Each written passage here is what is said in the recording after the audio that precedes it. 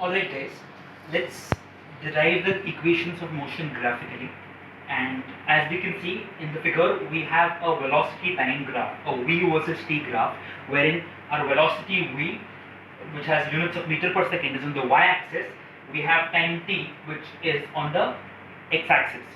Listen very carefully to my interpretation and understanding of the diagram, because I won't recall it when I derive it for the second and the third equation of motion. The same assumptions will work there too. So essentially, I have a straight line curve which is AB. At point A is what I have what we call as my u, or initial velocity. At point B, we have what we call as v, or the final velocity. Or point E, we have v, what we call as the final velocity. And this is the trajectory of the object here. We have drawn certain imaginary lines like BE, like AD, and like BC. Thanks to the construction of those imaginary lines, we have a couple of rectangles in our figure or in our system.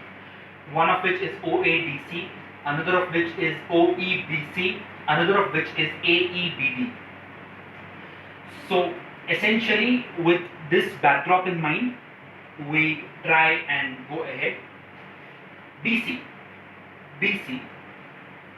is nothing but an addition of point BD and DC. BC is nothing but an addition of point BD and DC. I am writing BD plus DC as BD plus OA. BD is the common factor, so nothing to say there. How can I replace DC by OA? On the grounds that OA DC is a rectangle and the opposite sides DC and OA will be equal. So that is how I equate BD plus DC, or with BD plus OA, or DC with OA, because both of them are opposite sides of the common rectangle OADC. So BC is equal to BD plus OA. BC is equal to BD plus OA. I know very well that OA is my U, while OE is my V.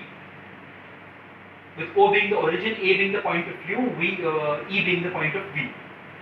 Also, on the grounds that the entire OE is V, the side parallel to OE, which is BC, it's a part of the rectangle OEBC.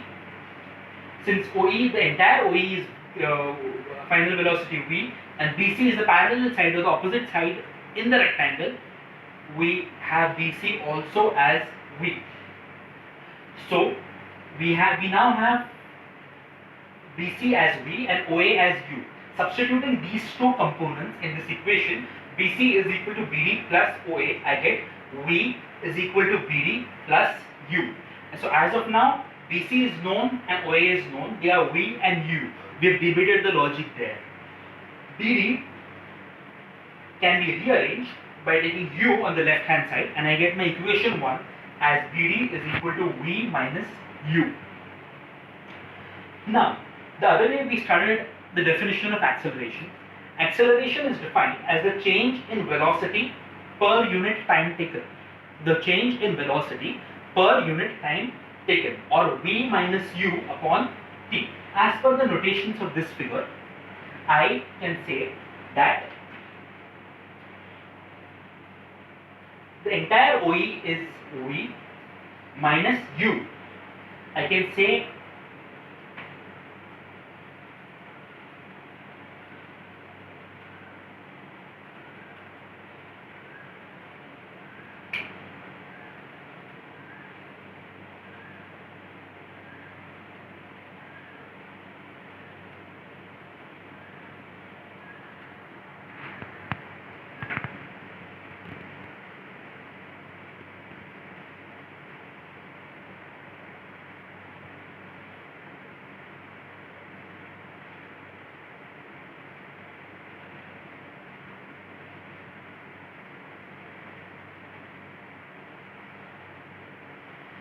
I can replace V minus U upon T as OE minus OA, wherein OE is my V, OA is my U, OE minus OA upon OC.